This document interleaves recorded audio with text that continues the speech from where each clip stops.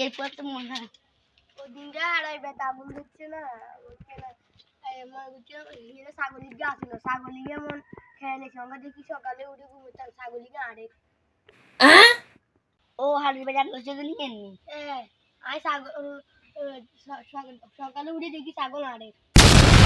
এটা আবার কিনে আর কুত্তা গা দিয়ে গেছে আর কত প্রিয় কুত্তা আয় আয় রে আমি রে তুই আর কুত্তা গা দেখছিস রে